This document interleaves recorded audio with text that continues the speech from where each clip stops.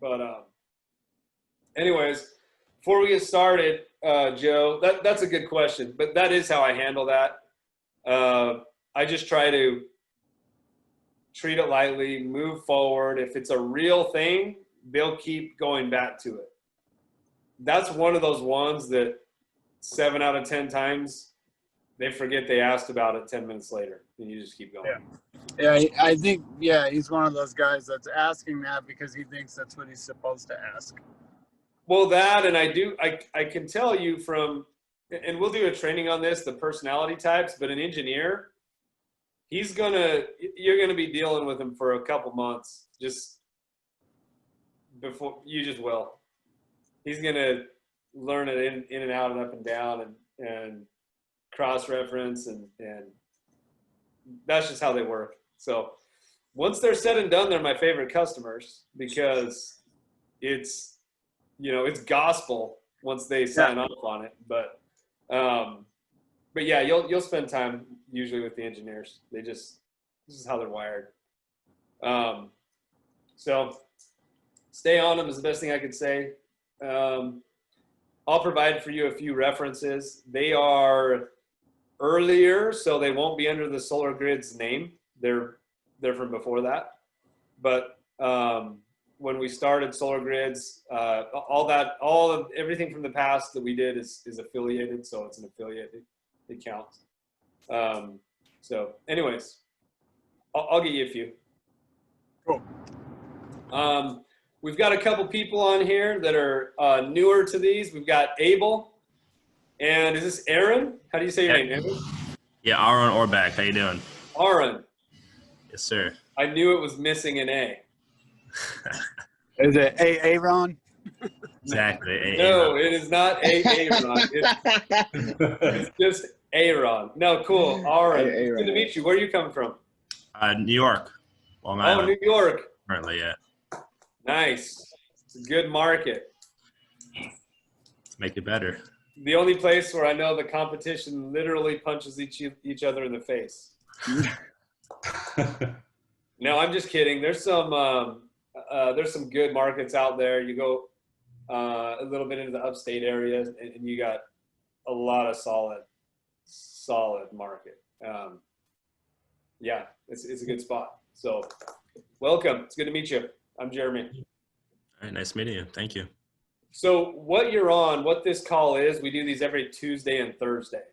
And these are basically, there's 11 trainings. They're recurring trainings, okay? If you get these 11 trainings down, like ingrained into your mind and in your soul, you will be able to do this business, okay?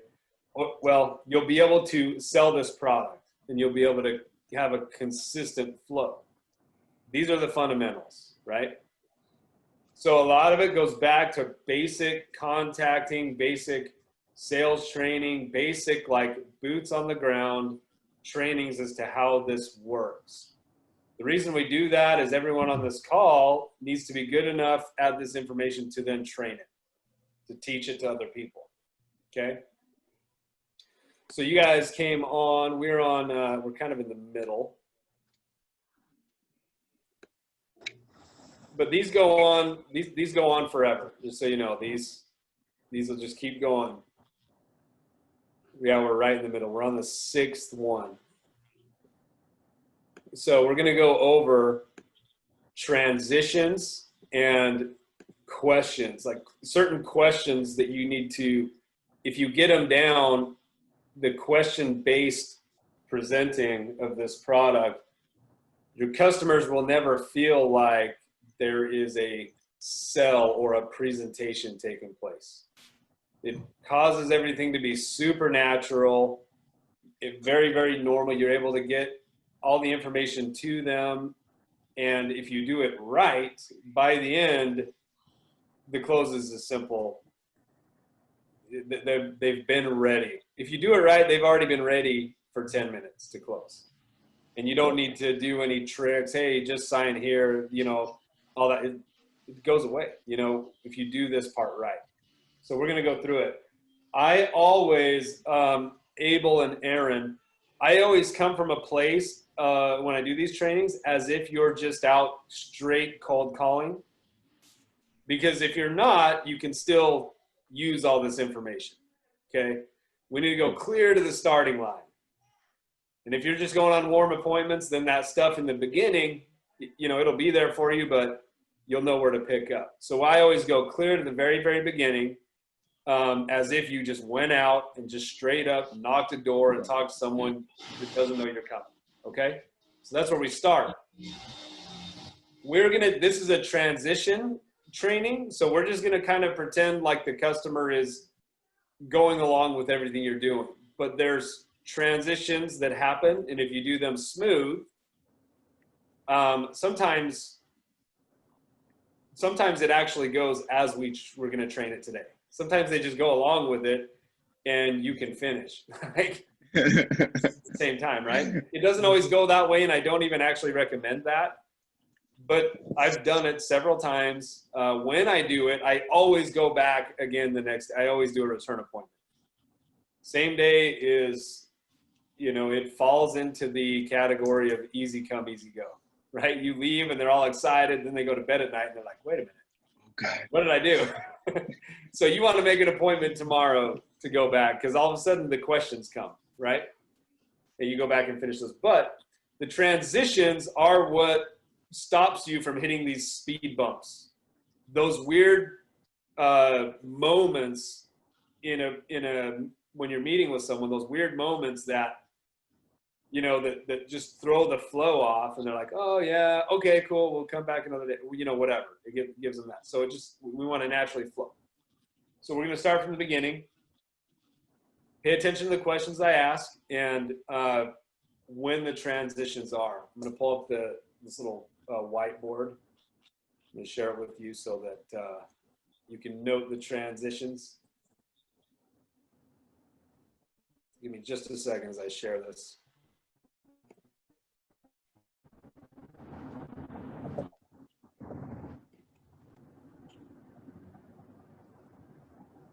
All right, you guys should see my whiteboard now, right?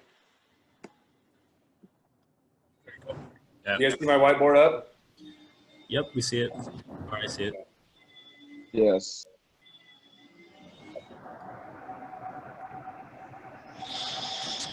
All right, hang on, I just got to move this toolbar. It's right in my.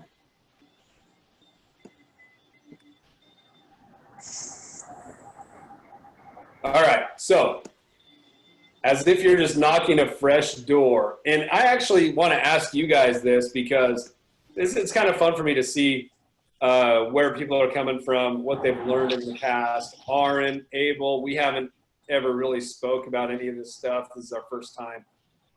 So Aaron, what's a little bit of your history? What's your professional experience level? And we'll see. Yeah, I'm coming from the real estate world in New York. So I'm working with landlords and tenants, specifically for office space, commercial. Okay. Finding them, you know, space in Manhattan. So like I said, doing tenant representation for long-term transactions, and also landlord representation, as well as management and construction rep. So I have a network of, you know, potential clients in the real estate world in New York. I just have to know how to, you know, talk about this product and why it's worth their time, and what's, you know, how I can sell it to them. Got it. So you're dealing with commercial space. Do you go into residential space at all? Is it all commercial? So what I've been doing is mostly commercial. I have a network of landlords and developers that own residential as well, but it's mostly multifamily.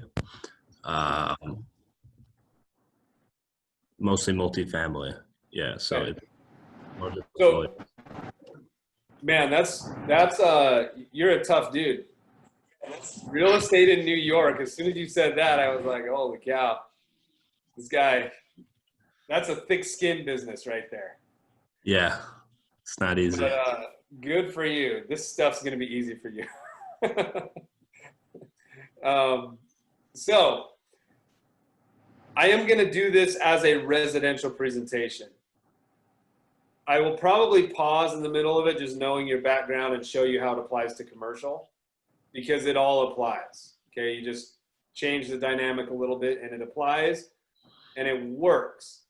Here's what I don't want to do, and this is why I ask these questions. You're probably really good at what you do with those guys. You probably have a whole method, and you probably have an A to Z constructed. Here's what I do first. Here's what I do next. I take them through this process. Then when I get them to the paperwork, I do it this way. You probably have that dialed. Am I right? Mm-hmm. Okay.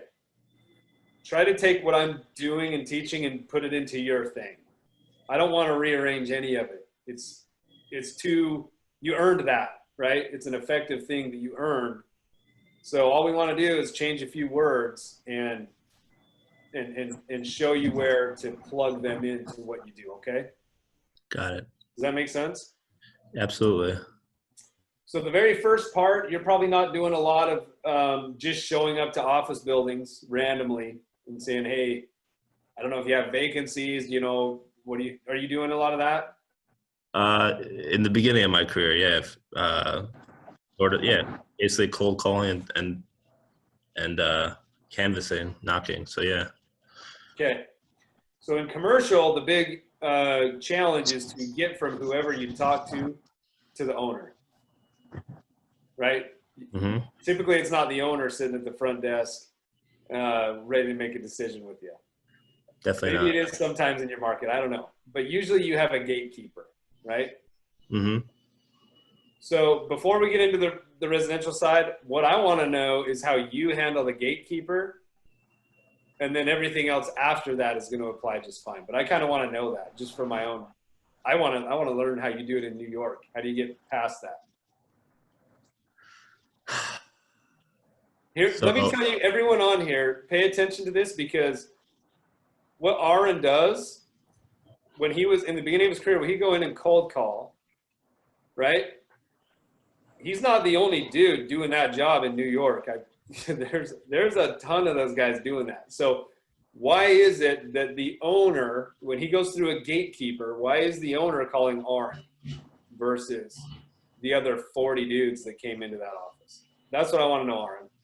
Yeah, so it's tough to get a competitive advantage in New York. There's so much competition with brokerages, but I mean, there's many ways to do it. A lot of it's your network. If you're just going in straight cold, you know, obviously you have your CRM, your list of how you turn leads into opportunities, into deals, and all that. But it just comes down to, at the end of the day, everybody has a need for office space. If I'm checking out a company, they're in an office space, they have a lease, everyone needs it. So you have to see it as you're not impeding on their, you're not too much of a nuisance. You know, you have to be persistent without being a pest. So you set up a system of emails that goes out every, you know, couple of weeks or months or whatever it is. And you just constantly stay on top of it at all times. That's a huge lesson. So understand what that was, guys. He automates his follow-up and just goes mass volume, right? Correct, yeah. Now, in the residential space, you can learn a lot from that automizing follow-up, because when you go out and you have a lead list of 1,000 people, and you show up in a week to 50 of them, and you do that for a month, you know, let's say you closed 5 or 10 deals, well, you got 190 floaters. That automated follow-up, or that like drip marketing, is super underutilized in residential space. Super underutilized. I bet Justin could even tell us a little bit about that. But Aaron, I'm glad that we had that conversation, because that automation is huge. How are you going to follow up with that many people and remember all of those, right? Right. So once you get there, once you get the email or the contact, it just goes into the system, and you kind of just, you know, keep pressing until until they need to reach out to you and you're on their mind first things first. I don't know if that's the same in residential, because I don't know if you're It is. necessarily getting there. It is. Like this guy Joe was just telling us about, the guy that's like, give me a referral reference. He might take 2 months, but if he gets an email once a week showing, oh, hey, I got another customer. This is this family. They're happy. You know, whatever, automated follow-up. Guess what? Like, eventually he's going to come around to the idea. This is what happens in your space. Eventually they come around to needing someone and they can't think of anyone else. You're the guy already, right? Right. So in residential, you're not going to see many of those for like a year. You'll just drip on these people for like a year. And then all of a sudden your market matures. People start noticing other people with solar more and more often, and all of a sudden it's their idea. Oh, and I know a guy because he emails me every dang week, right? Then that's when it happens. So if you consistently just have those in an auto system, I'd say 2 years from now, you'll be getting dings all the time on those. They just start coming in. Because all of a sudden they realize they need it, right? Or their situation changes. They move, you know, they get married and they get an instant family. They got 6 kids and now their bill's high. Like these things happen every day. So yeah, keep dripping it on them. Eventually something's going to happen where they might need you. So very good. Very good. Thank you for sharing that, Aaron. Yeah, just one more thing. I mean, it's also important in New York to befriend or connect with different vendors that can guide you to potential leads. Moving companies, contractors, supers of buildings. They all know in advance if the intent of a company, what they want to do, and if they're moving, and then you can kind of hop on that as an early lead. Is there anything like that in the residential world where, I guess if it relates to solar, knowing in advance or kind of like a pipeline where you can connect with a vendor that would be able to, funnel leads in your direction? 100%. That would be another thing I would have you tell that's a how-to. Because you can go to every roofing company, HVAC company, swimming pool company, taxes. The tax people are awesome. Real estate, residential real estate. Man, you can have all these people in your pocket, but guess what? There's a method to keep them bringing stuff. You could have all of those guys ready to go as referral partners, and guess what? Like, the big question there is, how do you keep them active? How do you keep them sending stuff, right? So I would suggest that it's kind of the same thing as being the callback guy, just having it on an automated, consistently, like, hey, an update email or, whatever their form of communication is, because you got to stay on top of them. They do their profession and they're focused on that. So this is my experience. Typically, when an opportunity arises, you just have to have in place a very, very easy way for them to shoot you the info. And it's got to take like 5 seconds, right? And then they have to get paid. Once you pay them once, this all becomes a lot easier. And so that's a whole training, right? Which we'll have to go into another day, because there's a system there. Aaron, elaborate for just a second, then we're going to jump into these transitions, but I want to hear what you have to say about that. About when you're working with this network of people you're talking about, how do you keep them active? How do you keep them sending you people? Oh. Yeah, it's referral based, and some of the vendors, some of our vendors, I have, like I said, I do landlord rep too, so they work for the buildings that I work with, and then they also work for other landlords as well.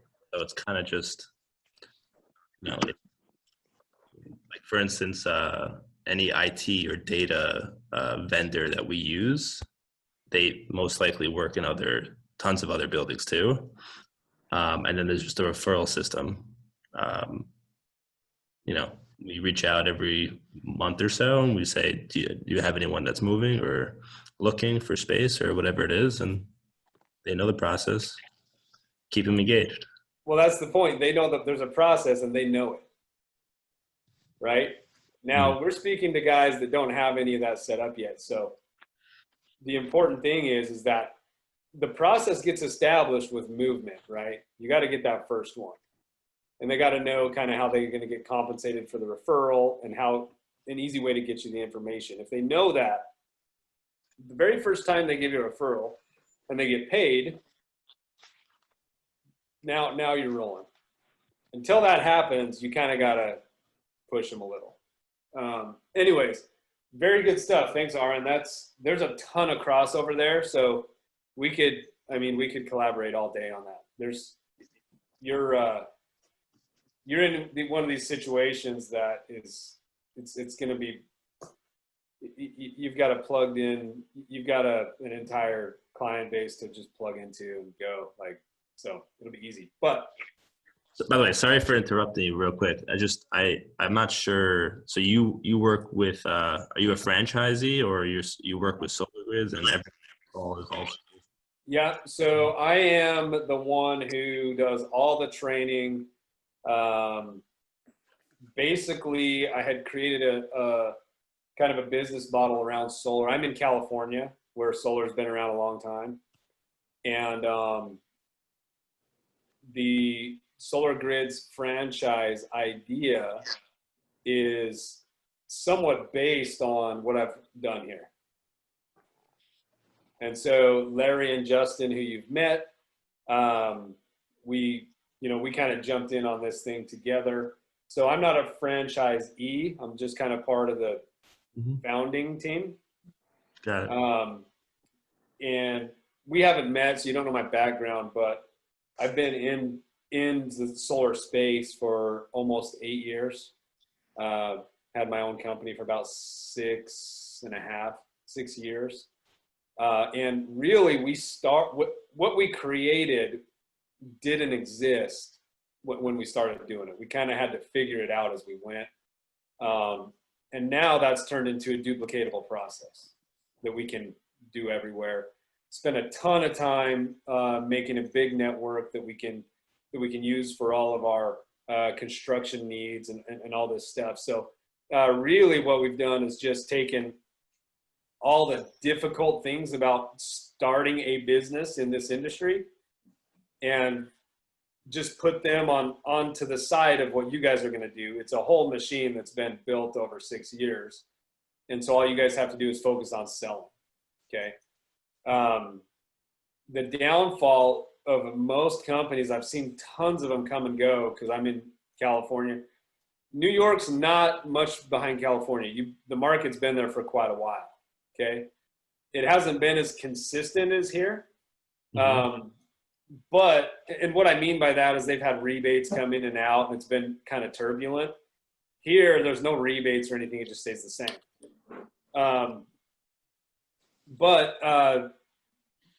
We're just taking those concepts so you can take this whole situation, focus on selling.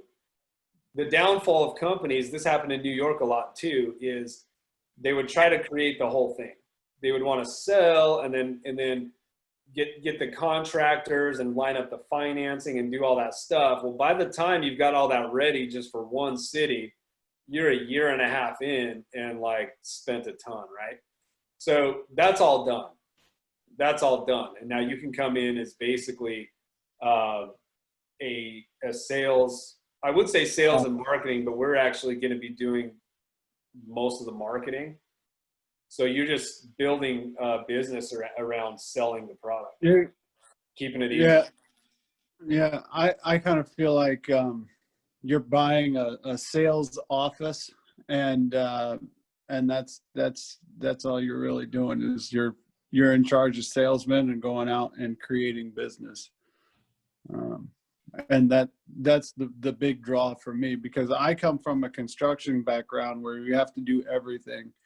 And I would agree with Jeremy that, yeah, by the time you set up financing and you get, the crews, and you filter through a few of the crews and you go through all of that and the insurances and everything else that comes along with it,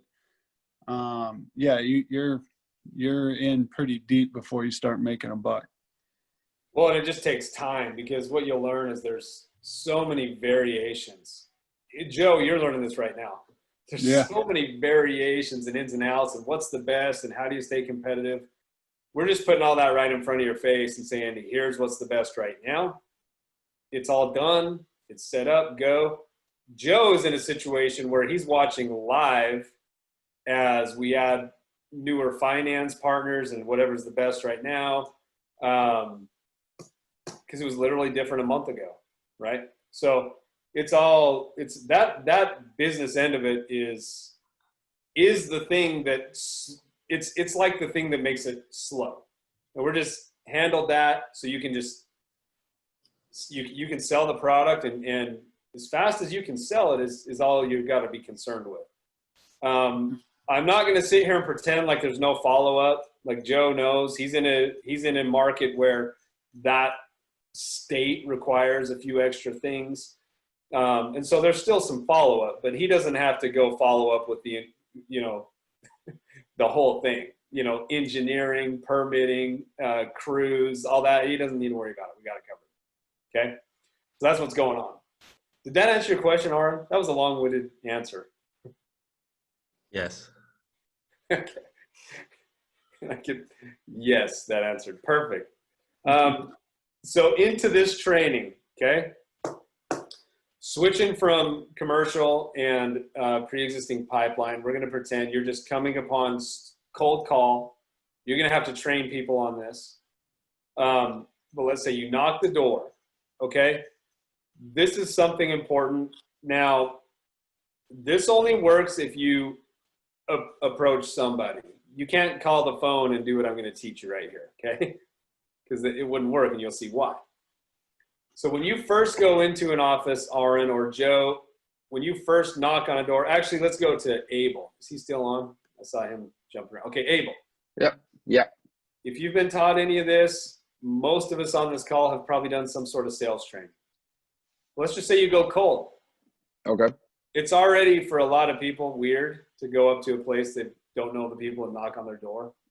A lot of us sales guys, we don't even think about that. Just go. But you knock. In the past, what have you been taught? Once they come and answer the door, what have you been taught to do right then? First, present yourself. Who are you? Why are you there? And then talk about anything other than what you're there for. Okay. This is exactly what everyone's been taught. I'm going to change your mind on that. Okay. If you're calling on the phone, that applies. This is who I am. Here's what I'm doing. What we don't want to have happen is have the door slammed in our face or the phone hung up on us. Right. I learned a while ago, just by practicing, how to overcome this. The best way to overcome any sort of, we call them objections, but I wouldn't even say that, but overcome any sort of resistance is to kill it before it comes up. Beat them to it, right? So I remember a day, I did a lot of door-to-door, just so you guys know. That's why I go back to it, because I just find that fundamentally it's all there, right? I've done door-to-door, I've done phone, I've done everything. But door-to-door, just, if you can do that, everything else is kind of easy. So what I learned, I remember I knocked on I was in college and I was getting through school doing door-to-door. I was knocking the street, made a bunch of sales the previous day, went to the next street over the next day, knock, knock, knock. I was just getting doors slammed in my face all day. Okay. We were young. We were reading Brian Tracy. This is how we got trained. Are you guys familiar with Brian Tracy?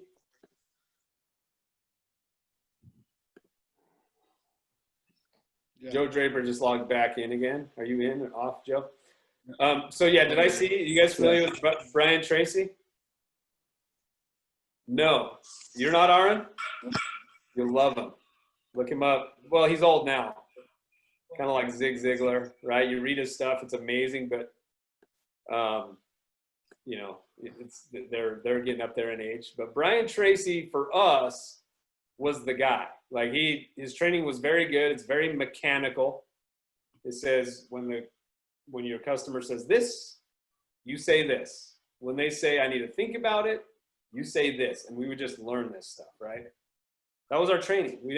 There was no big time sales trainers available to door-to-door college kids. It was like knock a ton of doors and try to make something happen. So we were learning this. We were young at the time. My friend's name is Jeremy Miner. You can look him up online now. He runs an organization called Seventh Level Communication, and he sells out arenas to teach this stuff, teach sales, but teach communication, okay? At the time, he wasn't that. We were new. Anyways, I go out, knock the next street. I'm getting doors slammed in my face all day. I remember coming back, meeting up with him. I was like, dude, I want to go back to that other street. It was literally the next street over. He's like, do you think that because that street has a different name that the people were more receptive? What, you really think that everyone on this other street is just mean? I'm like, yeah. Everyone on this street's mean. Everyone on that street's awesome. I go back. Exactly what's going on. Everyone I talked to today, man, they were super just not nice. So I want to go back to that street. He's like, dude, it's the same people. So it kind of, the only way I was learning was writing stuff down or reading Brian Tracy. So then I started thinking about like, okay, if they're slamming the door on my face, they're reacting to me. There is nothing else there. There's me and there's them. The first day went great. The second day, why were they slamming their doors in my face? I'll tell you why. Because I came off a big day and I thought I was going to sell a ton of accounts next street over. And same rule, Abel, that you just said. My job is to tell them who I am and what I'm doing in the first few seconds so they don't slam the door. What I learned was I was making them slam the door. I was too excited. I was too amped up from the day before, so they would open up and I'd be like, hey, I'm Jenny, here's what I'm doing. I'd be like, whoa, boom. I don't got the energy for that guy. Went on all day. So after the first handful of those, now I'm projecting like, now I'm in a rut and I got to get out of this rut. So whatever I'm doing with my body is coming across to them. So then I'm like, okay, I've already written down, if they say I'm not interested, how do I overcome that? If they say this, I've already written all that down. So I started treating it like a normal resistance. How do I stop people from shutting the door or not listening, not saying no before they even know what I'm doing? How do I stop that? Here's what I came up with, and it has been, ever since then, it has been worked every time. No joke. Aaron, in New York, it's a maybe. New York's different, okay? But everywhere else, and Abel, you're in California. You actually need this in California. But Aaron, you might laugh at this because New York's, I've sold in New York, so you might laugh at this. But it's a trick question. When you knock, they answer. What's the first thing you say? Who I am, what I'm doing. I got to get value to them real quick so they'll talk to me. That's the goal, right? Here's what I learned. Knock, they open. I step back. I need to show them that I'm important, but I can't say, don't shut your door because I'm important. You can't say that to people. So now I'm using my body language. I step back, I'm taking notes. I'm real notes. I'm like writing down their address. Now I got apps for all this, so I'm on my phone. I'm checking stuff out. They open the door. It's going to feel like 20 minutes, but only about 3 seconds will go by. And they'll just be looking at you. Like, and what do they do next? Can I help you? Can I help you? What are you doing? Who are you? Like, what's going on? Guess what happened to their subconscious mind? They're not bugged now. Now they're like asking me to tell them why I'm there. Nice. Now they'll talk to me, okay? Aaron, in real estate, there's a million people showing up to these gatekeepers, you know, and maybe you'll actually run into the owner, right? Why should they talk to you? Well, let's say they say, how can I help you? What's up? What's next? If they have had a million people talk to them and you know that, it's probably going to be a point of resistance. That'll probably be their thing where they're like, yeah, man, I talk to tons of people. I know what's going on. Like, I'm good. That's their out almost every time. So if we know that they've already talked to people like us, what's the first thing we say? I know you've probably talked to 100 guys like me. Am I right? Now notice I end with a question. Am I right? Yeah, man. You're like the millionth dude. Yeah, I know. And they were probably all looking for leasing space, or in our case, they were all probably talking about solar. Do you remember what they said? I mean, it's been in the media. I mean, what have you learned about it? Stop. So you ask them that question. It's like, hey, what do you know? I want to know your experience now. Stop. Force yourself to stop, because most sales reps at this point, there's a little bit of silence, and they, for some reason, we want to fill that void, the silence. Don't. Because when you ask them a question like that, they need a second. You want them to give you a real answer. And if they're going to give you a real answer, you got to give them at least 3 or 4 seconds to be like, well, I've noticed it's kind of a thing lately, but I don't know. And to be honest, the last guy that came, I just don't like door-to-door guys, so I just told him I wasn't interested. That's very common to get an answer like that. Last guy, actually, I can't remember the last time I actually talked to one of those dudes. I just told them I was good, and they left. Right? So now, but what's happening now? They just shared something with you. Now you can have a conversation. And if they say something like that, usually I laugh a little bit. And I'm like, oh, yeah, I know exactly what that's like. And they laugh. And I say, look, I'm not here to bother you. I'm not trying to be like all those other guys. In fact, I'm quite different. So I don't want to waste your time. I'm going to give you the same guarantee I give every single person I talk to. Stop. I'm going to give you the same guarantee I give you every single person I talk to. And I'll wait for 10 seconds for them to say, like, what's that? Like, what? You know, they'll say it. It'll be natural. They'll be like, what? Like, what's that? What do you do? You know, what is it? If you do that right, what is it?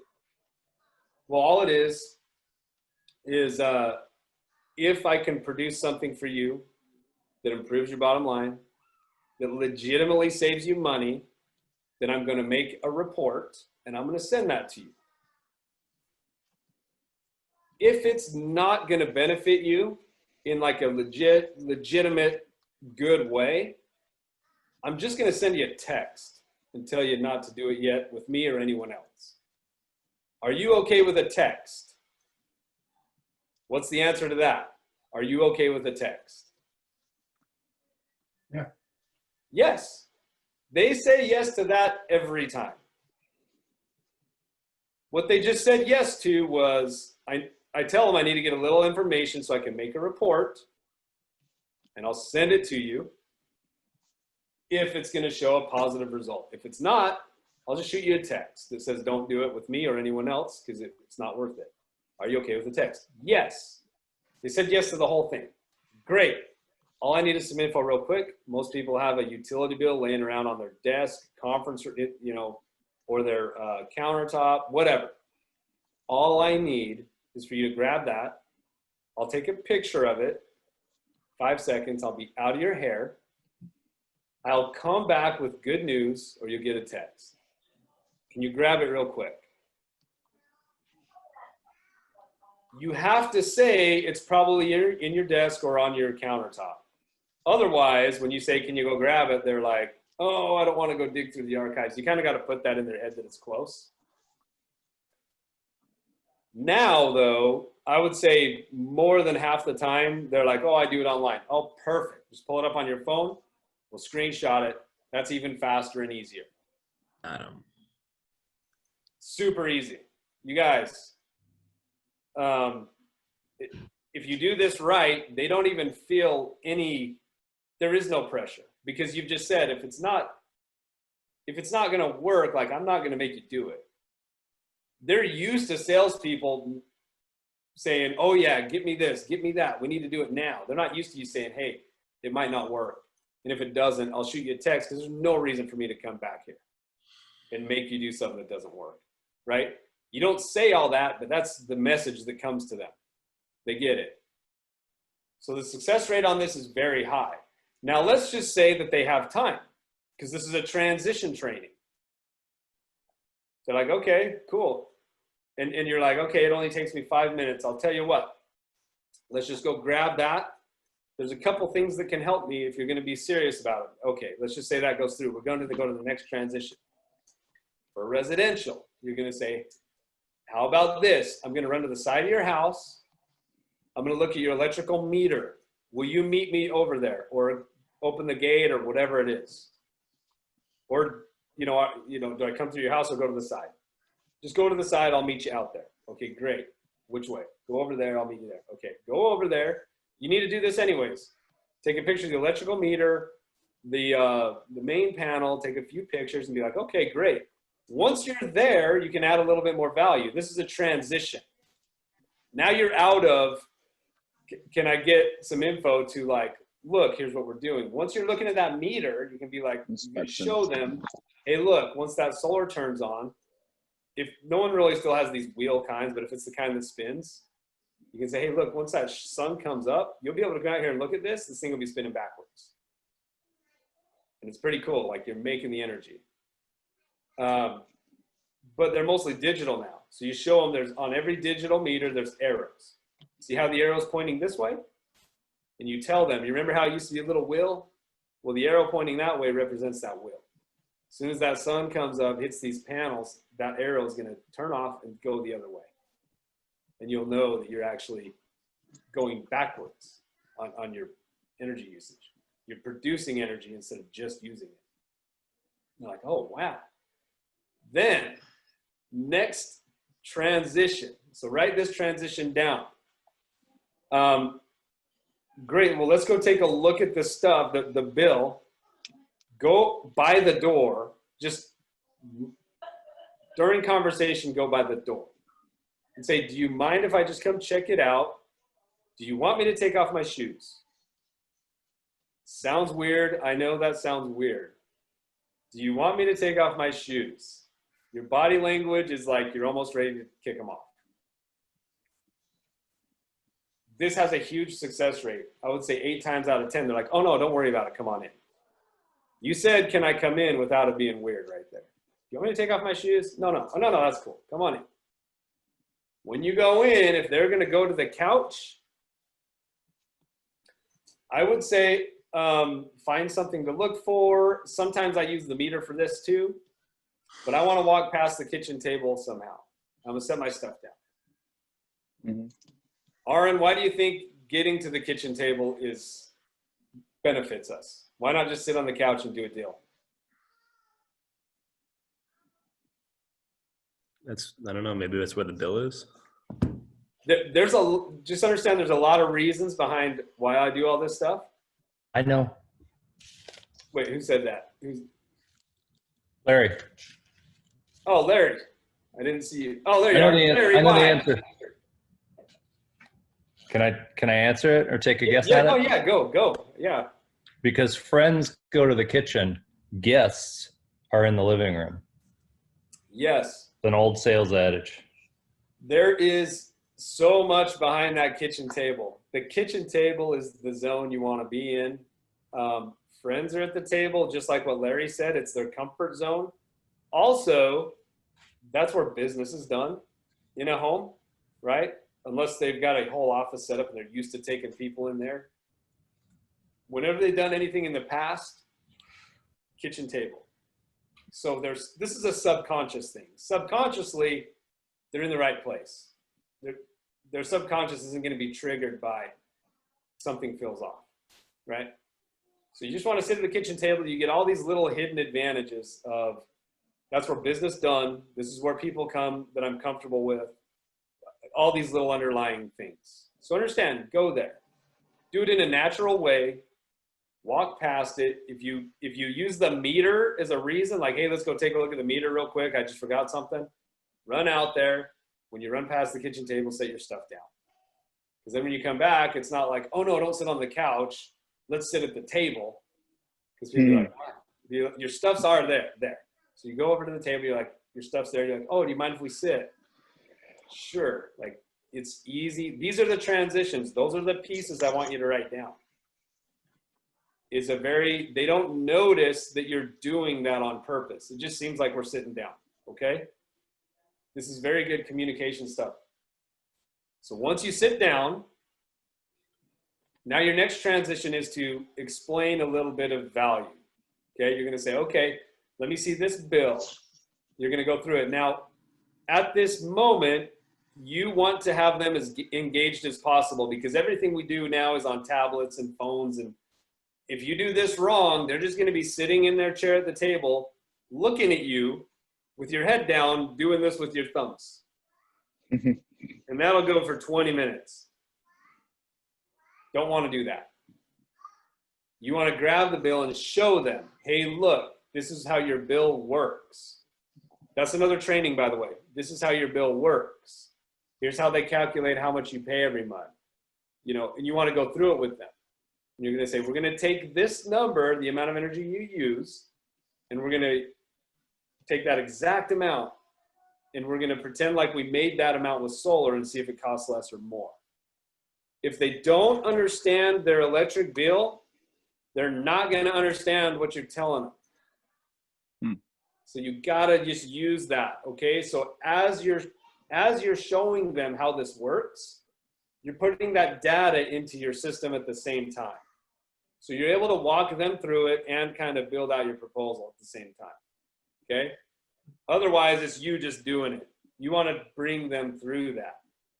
By the time you're done with that, they have a good grasp on it and they know how much they pay for electricity and why. And now you can say, oh, look, if we did it this way, it would cost, for that same amount of power, it would cost the same. And guess what? It's clean energy. It doesn't, in California, it's a big deal. It doesn't start fires in the woods. It doesn't use a ton of water to get made. It doesn't pollute. But it costs less. So if you were given a choice between clean energy and dirty energy, like what would you choose? Such a well, it's a tie down, but like it's real. We're not just using it. That's not a tactic. It's so you guys, if you can help people understand what they're buying right now, they didn't have a choice to buy the electrical plan that they're on. If you can help them understand what it is that they're buying versus what they can get, it's not even comparable. No brainer. It is. And so the biggest problem you're going to have is at the end when they're like, okay, what's the catch? There's no way this is how it works. What's the catch? Well, I told you this is how it works. I don't need any money out of pocket. I told you I wouldn't ask you for any money. Okay, well, how much is it really? Because once they understand how it works, they're like, really? Okay, tell me how much it really is. Do you guys know what that is? That's a big, fat buying question. Yeah. And you're like, no, it really is what I said. Plus, and I love doing a takeaway right here, plus, don't get ahead of yourself. There's still some things we need to do to make sure we can do it here. So let's see if it's viable. Let's get some things done. Let's fill out some forms and I'll come back tomorrow. You can finish the whole thing, A to Z, but you're still going to come back tomorrow, right? Okay. So do you guys see those transitions? Yeah. The first one is get them to move around with you, whether it's to the meter or do you want me to take off my shoes, go in? That's the first transition. Get them following you around. Next transition, make sure you find the kitchen table, right? Mm-hmm. Actually, that's not the next one. The next one is getting their info. Sorry, guys. I should have been using this whiteboard. I have it up. I haven't even written on it. But do the transitions make sense? Mm-hmm. The very first transition is to get them to talk to you. And how do you do that? Stepping back and wait until they ask you, how can I help you after you knock the door? Yep. You be the professional. Mm-hmm. Without telling them the words. So, Aaron, in your case, you're going into a commercial place. Mm-hmm. I do this all the time. I'll walk in, I call and look around, and I'll look at whoever's there, and I'll be like, oh, hey. And then I'll just like start writing stuff down. And they're like, what do you write? Like, what's up? Like, do you need to talk to somebody? Like, you're going, hey, how's it going? And then I'm just like, Oh, hey, didn't see you there. yeah, they're like, are you like an inspector or something? Like, what's going on, right? I would be so concerned if someone did that. No. Yeah, no, sorry. I didn't mean to throw you off. I just was looking for whoever's in charge of here. You know, same thing at a house. I just, you know, are you the homeowner here? And then you go from there. It's all question based. Ask questions, let them answer. Okay? Yeah. The reason, Aaron, I say it might be a little different in New York, I've done this in New York. And sometimes in New York, it is, hey, this is what I'm doing. It's very important. Here's why. In some areas there is just a different, they kind of expect that. That market's grown to a point where, like, if you're going to respect me, you're going to do this right. And there's some of that. And I'm speaking residential, Aaron, because if you show up and you don't say anything in New York or New Jersey, it's not like, can I help you? It's not like, can I, it's like, what the freak, dude? You're gonna knock Get my outta door, here. anything? What, like, and they go fast. They're quick. What's the Okay? matter with you? So then you can be like, whoa, you know, it's okay. And guess the psychology works. They'll still talk to you after that. They didn't slam the door, but I just do know it's a different market. I've been there. It's a little different versus what you're dealing with here. Would you say that's true, Aaron? Yeah, I think most, I mean, correct me if I'm wrong, but I would say most homeowners in New York, or probably most places, are pretty educated and they know what, you know, they're aware of the benefits, maybe not necessarily in their own state, but they're aware of the savings that they can, you know, receive from solar. If at least the questions I've been getting when I'm talking about this to people is how do we sell the actual, you know, once we have their attention, they want to save money.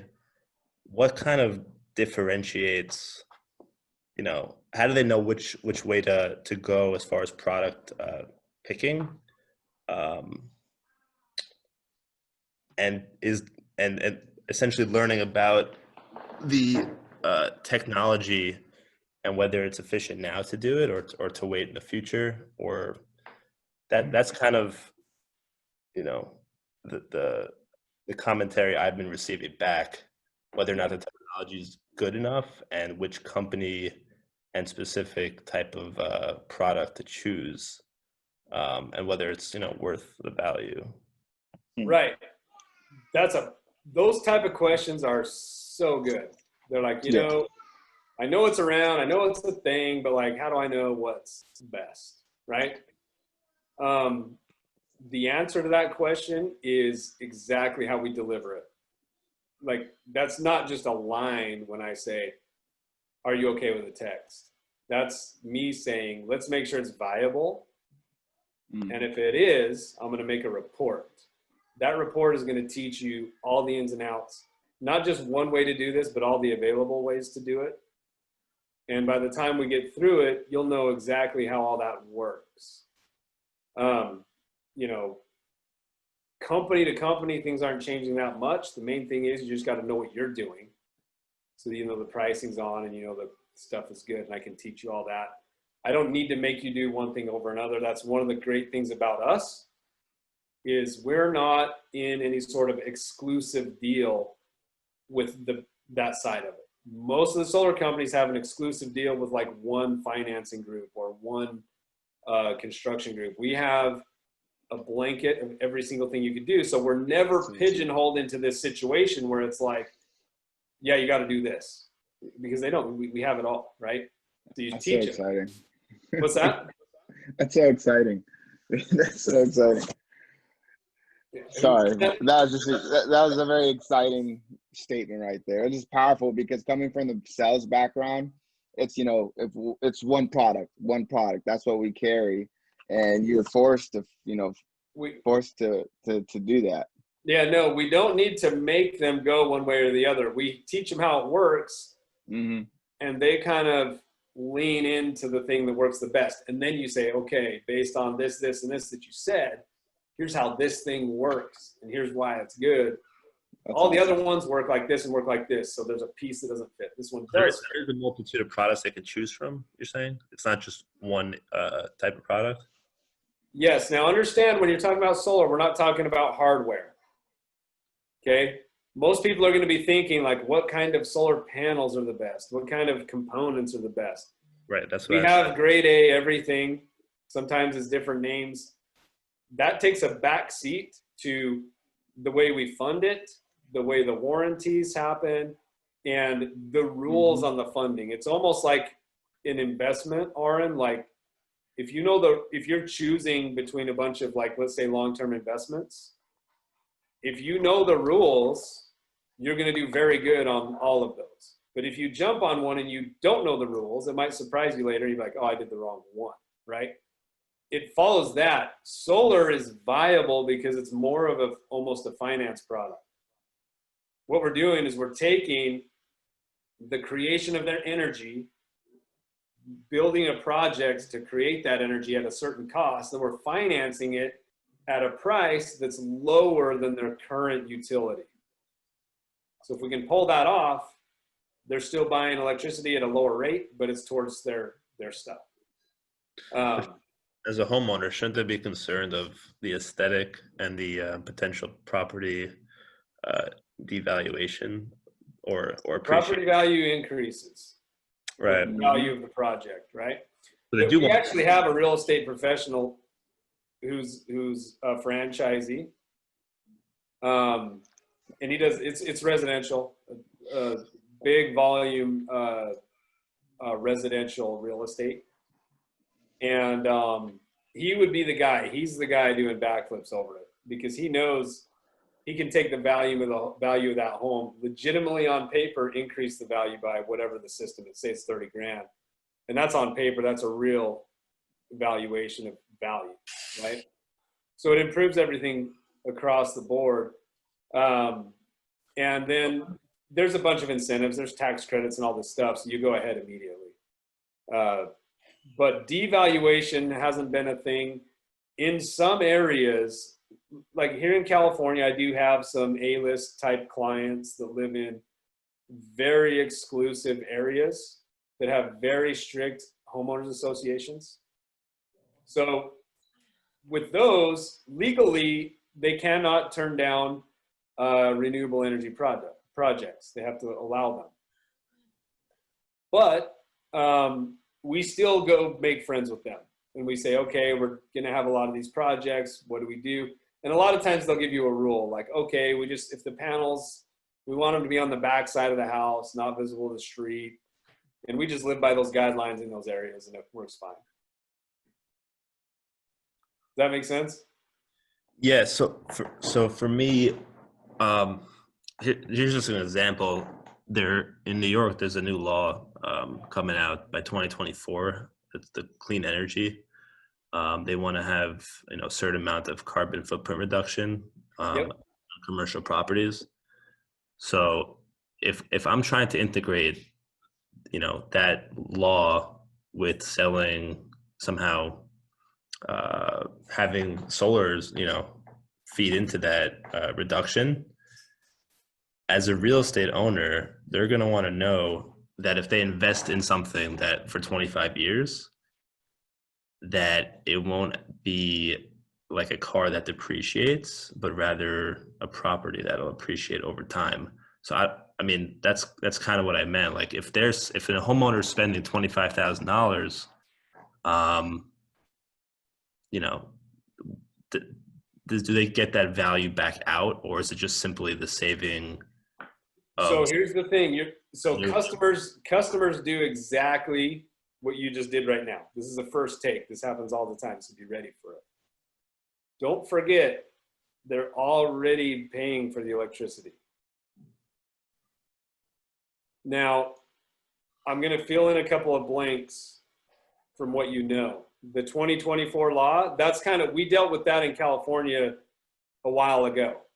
There's becoming a mandate to try to, reduce the carbon footprint.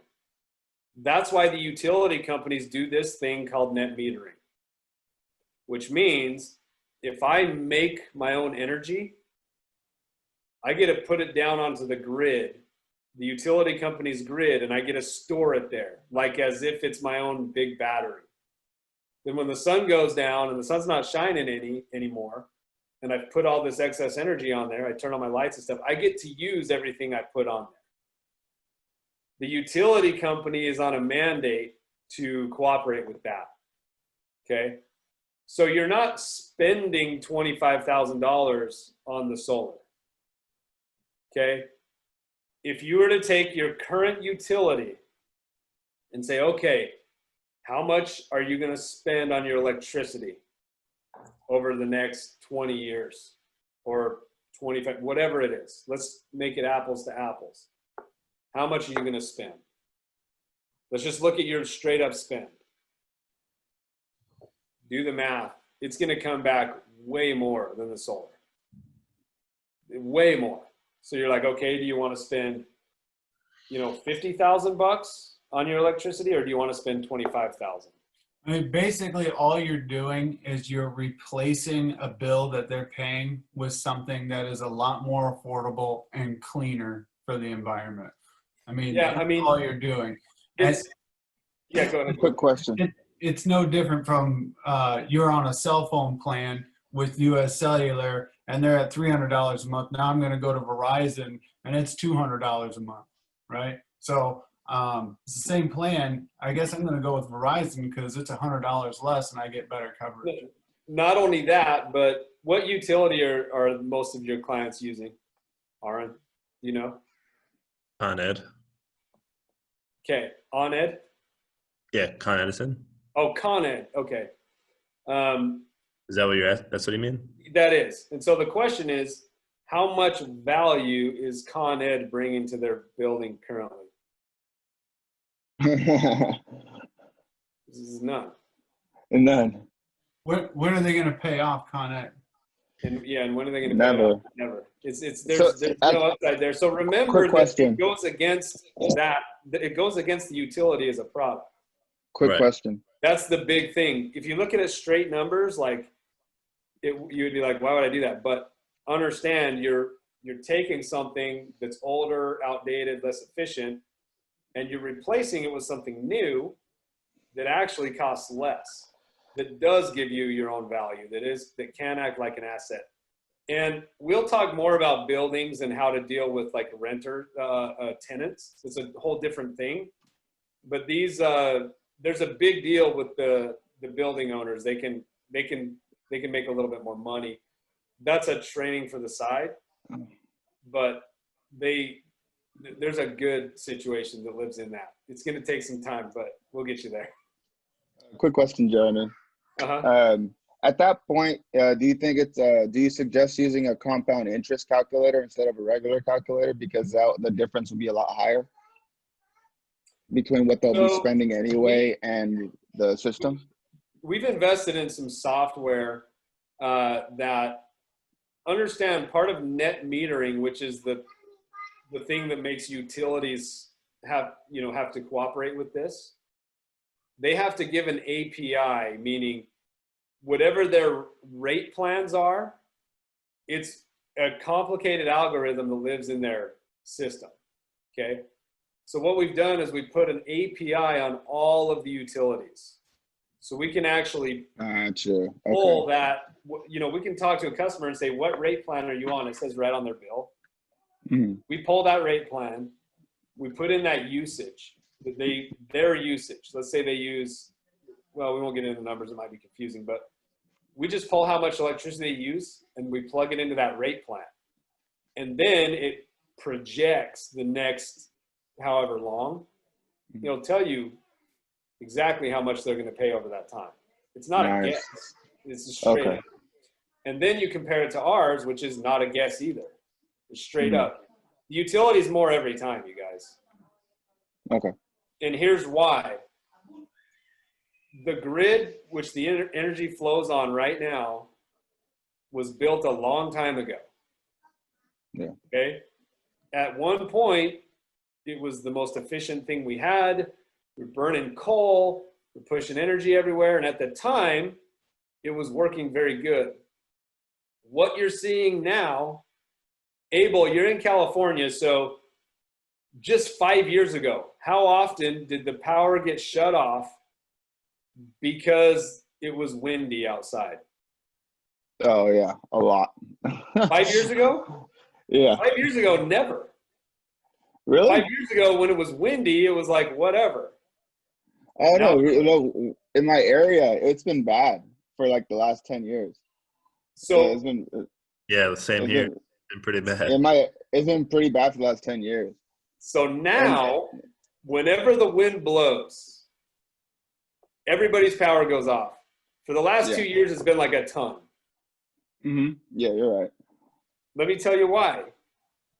This whole grid, the power wires, all the stuff everywhere they're electronics. They get finicky. They start wearing out. And the power companies are super scared because this happened. This actually happened. They're super scared because their stuff's breaking. It's old. They can't fix it fast enough. And so that reflects on your energy bill. They got to pay for all this stuff. Mm. So utility over time is always higher because right now we're in like this phase of like, we got to fix everything because in California, it's starting fires.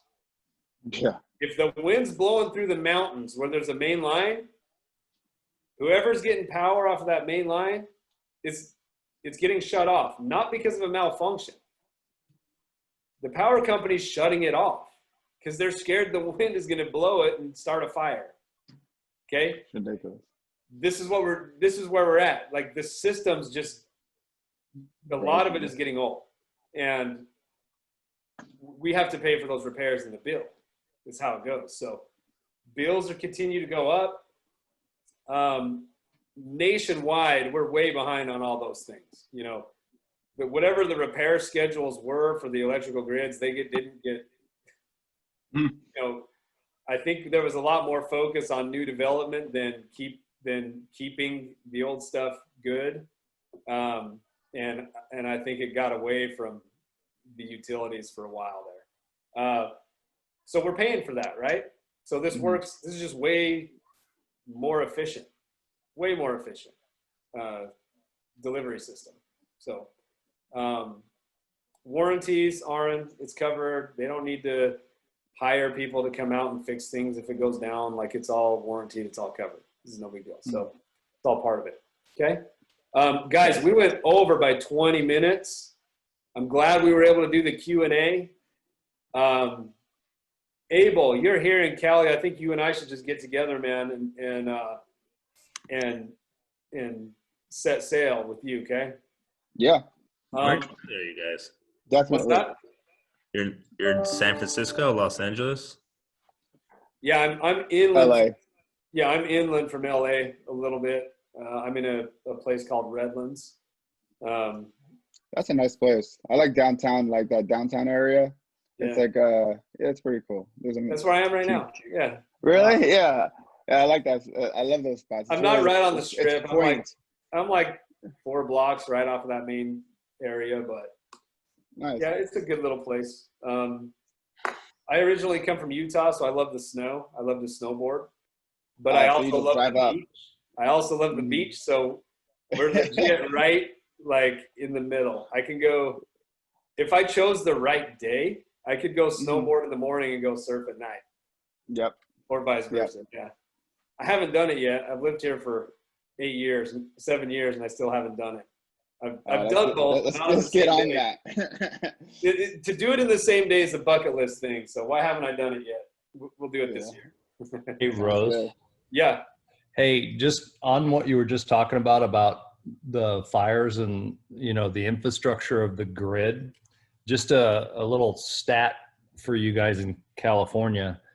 PG&E, just PG&E in the last 6 years has been responsible for 1,500 fires Mhm. Jeez. in 6 years. And So if you guys heard in the news about that town, Paradise, the whole town burnt down. gone. Yeah. That was It's because of gone. PG&E, and now PG&E is filing bankruptcy and going through all these issues. So And yeah, Does Yeah, that mean they're they're not blocking financially? Does that mean they're not financially liable for those fires? Or no, it No, actually dude. showed up on the bill. Like there So- is now a line on your bill that talks about like fire reparation.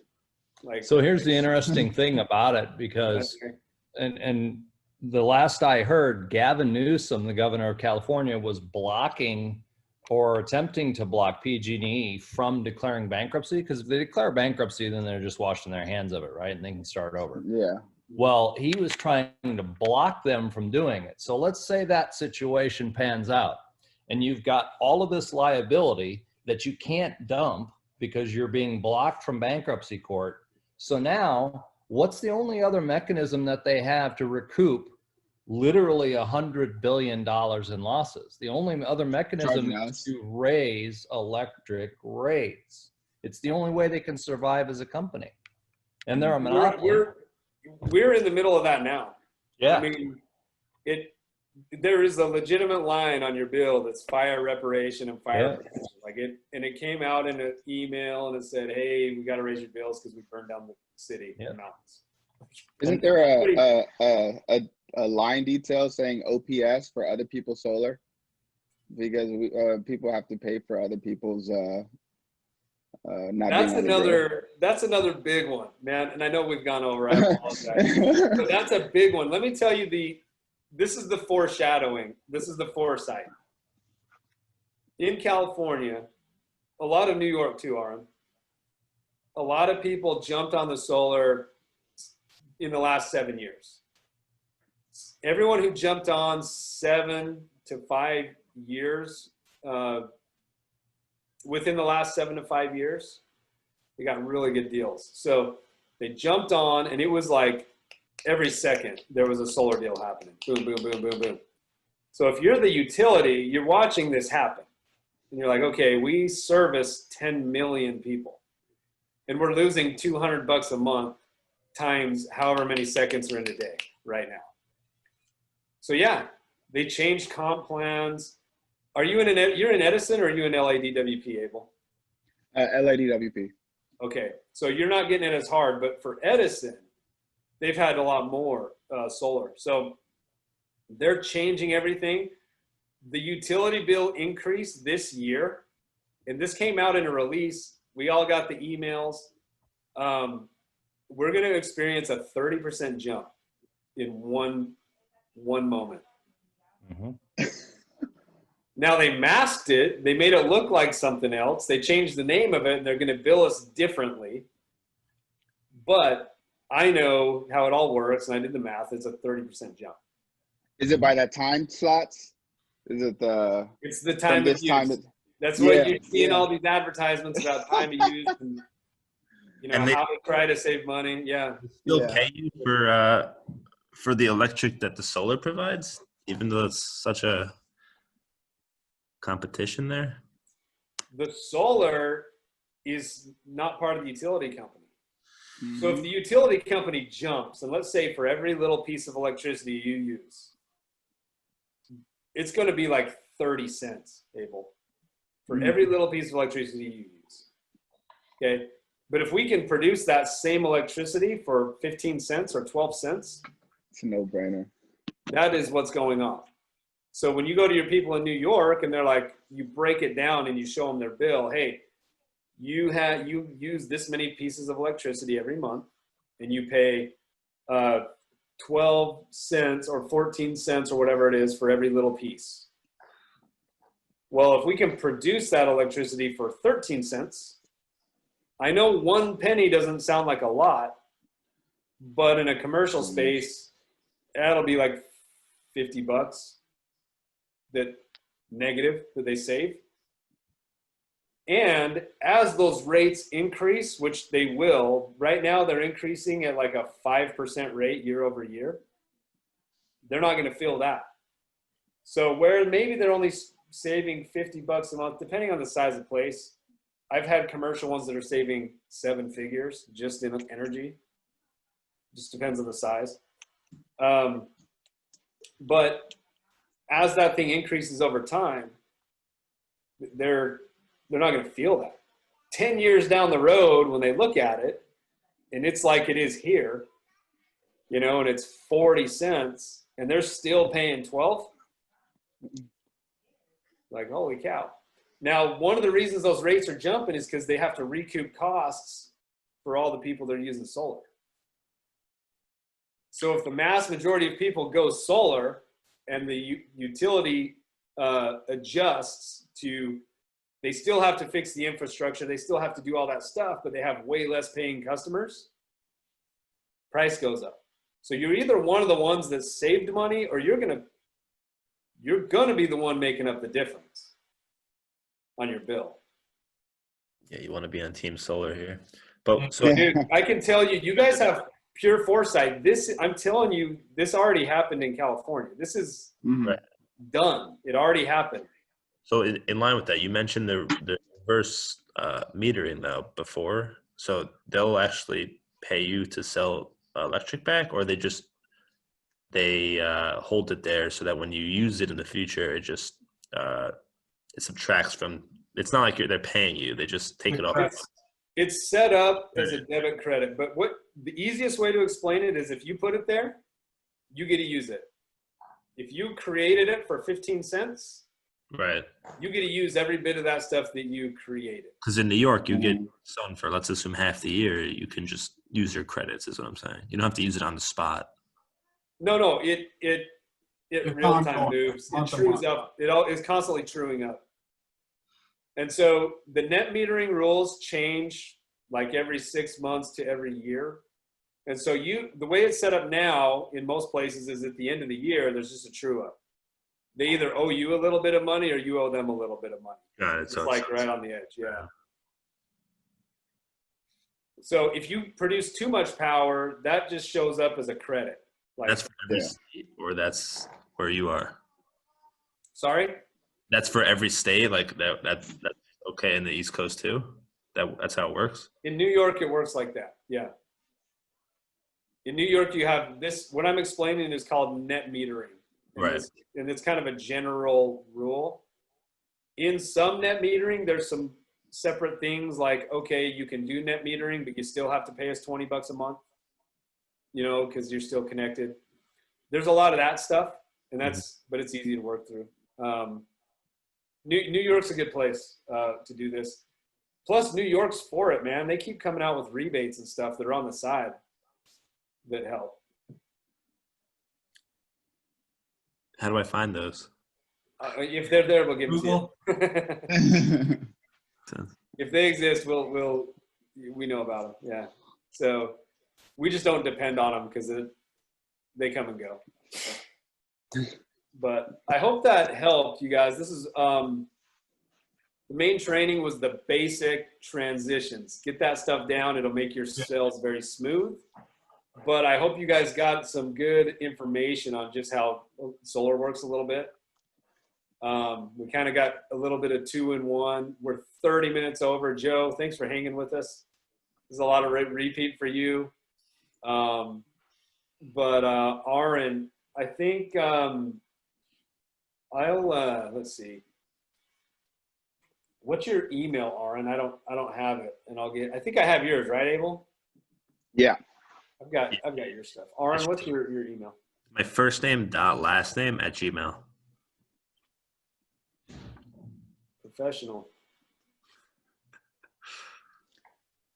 Dude, you're dialed in, aren't you? That New York real estate stuff. There's no Yeah, I'm just fluff in that. Like, it's so streamlined. yeah. For me, I'm not so much, like I'm trying to learn from the point of when I already have their attention.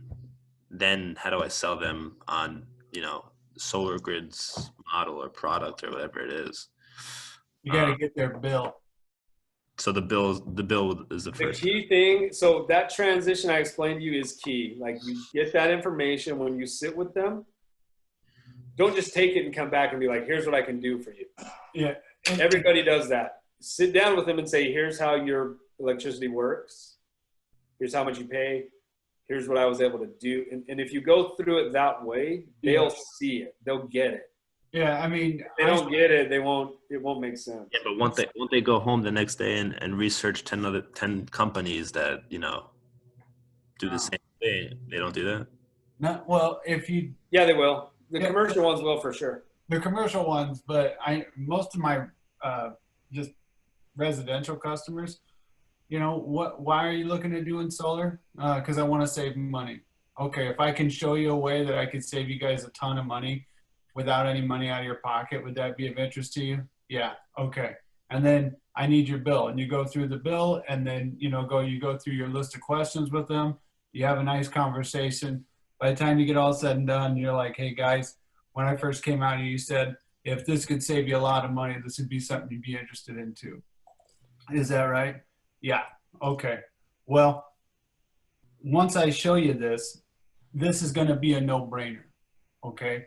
I'm going to show you either this is going to work and you're going to love it and we can get together, or it's not going to work. Now, I don't know what those results are until I have everything put together. But once we see it, this is either going to be a decision you guys are going to say, I love it, let's get started. Or, you know what, it's pretty obvious it doesn't work on this house and we'll move on to the next one. I appreciate your guys' time.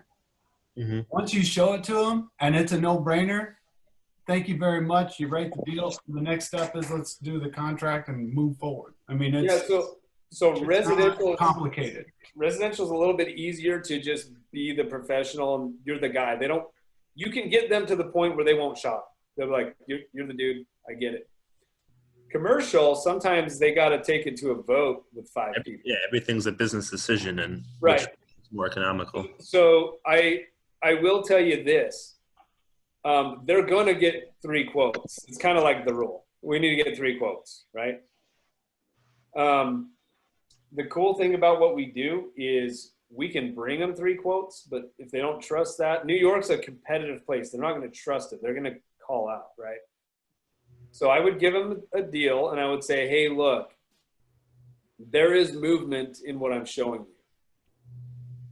Especially because we still need to have people come out and measure and all that stuff. So what I'm showing you is ballpark. It is saving you money. It's not the bottom line. We don't know what the bottom line is yet until you decide you're ready and we send the guys out and we measure and make sure the roof is engineered correctly and all these things. I'm not going to charge you for any of that. But that's when I can really show you the bottom line. And I know how this works. I know you got to get 3 quotes. They're going to come do something similar. We are not to the point of like the price battle. If you're going to just take it down the road, commercial people get this. Sometimes it throws them off if you're really blunt about it. I don't tiptoe around it. I just say, hey, look, if you're going to get more quotes, don't just price shop and call it a day because no one knows what the final price is until some work happens. But we'll all ballpark it. The good news is our pricing is very good. I have a lot of room to work with. The other good news is, and this is real, the way we do it, the way we finance this for you, I have more ways to do that than whoever else you bring. Abel, in Cali, we're crushing with that. We can do a service agreement, which They hold zero debt to their business. If they're scared of not netting the tax credits because they got all this tax liability, we have a way to like net those and put them into the price. Nobody has this in commercial. I have it because I do utility scale and I happen to get an investor to do this with me. So we just have things that other people don't have. So to your answer, Aaron, when it comes to the shopping, Right. you won't know until you get a little experience under your belt, but that's when you'll see, like, we have legit, like, you shouldn't lose to a competitor. You know, if you do, it's because it's like their cousin or something. Right. Whatever. Yeah, we've got the price dialed on a big scale, and good engineering, nothing that's first time around. Like, I'm pretty confident in what you're going to do on the commercial side. Yeah, we do have things. So that, Joe, what I was explaining is like a lease or a power purchase agreement for commercial. Super hard to come by. I've got one on tap, ready to go. So I don't have a PPA here, though, do I? not currently. That's up to the net metering. Commercial's a little different. But the way around that is you might have a lease. It's kind of like a loophole. I'll teach you about it. That way people don't hold the debt. There's some advantages there. But when you're talking to a business and you start talking tax liability, and you were talking about depreciation, Aaron? I was talking, yes. Why I know you could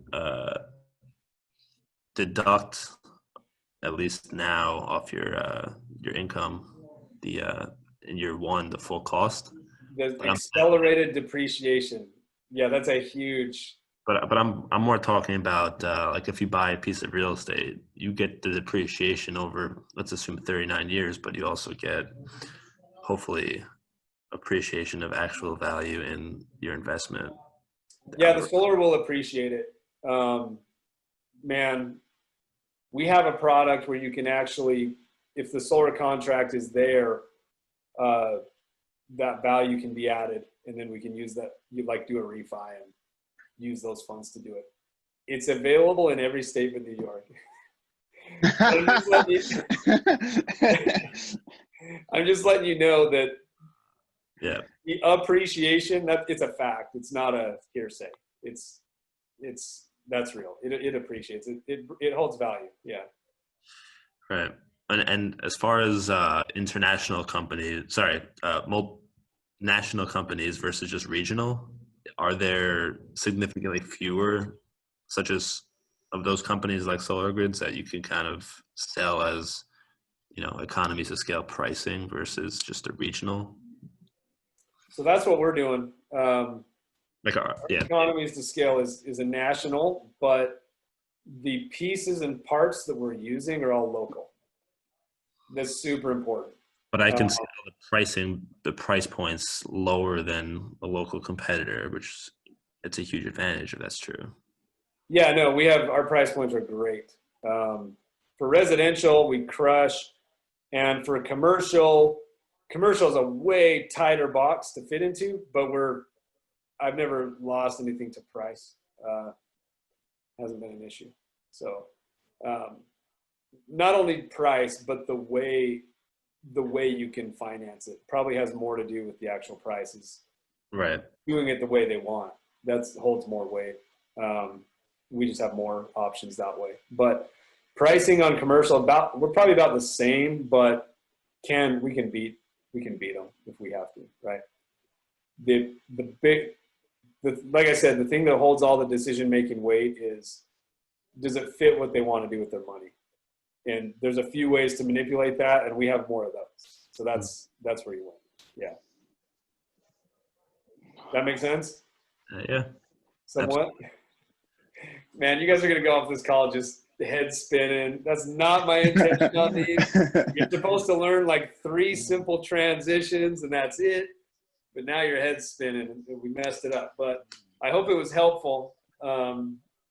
Write the transition stuff down. It is good. It helps. It will help. these things I'm teaching you guys, it's a residential application, but guess what? When I retool it and I take these exact same principles and I use them in commercial, I've been in government buildings with the top government of that country using the same thing. It's crazy. The same questions that work for the guy standing at his front door works for the guy who's running the energy for a country. It's crazy. Like, Right. learn these things. These are human things. These are human communication things. It works. Okay. So write the transition stuff down. It works. That makes sense a little bit. Yes. Yes. I like the step back move. It works. It works every time. But hey guys, I appreciate you being on. Arn, it was good meeting you. I got your email here. Yes. I'll just say this verbally. If you want to get a hold of me, my phone number, my personal cell phone number, if you want to write it down, the old school way, 801-318-5278. Wait, hold on. What is that going to be in the email? Or sorry, what was it? 801-318-5278. So if you have a question or need anything, just shoot me a text. I get slammed, so I don't answer a lot. Like, I'm looking at my phone right now and I've missed, I don't even know how many calls, but so text is good. And I can respond to those pretty easy. I won't assume that you're surfing and skiing if you don't respond. Snowboarding. I know I paint the snowboarding. picture like that's my life. Every once in a while, yeah. Surfing, by the way, happens at 5 in the morning. So Yeah. you won't be calling me probably at that time. Well, it'll be 8 a.m. here, so Yeah, you could be, I guess. You could be. Anyways, guys, I appreciate it. Have a great day. Joe, thanks for hanging on here, man. No problem. thank you. Talk Appreciate it. soon. Nice meeting Thank you. you. Good Yep. meeting you, You Aaron, too, guys. officially. Abel, we'll get together. I Yes, appreciate sir. you guys. All right. Thank you. Good one.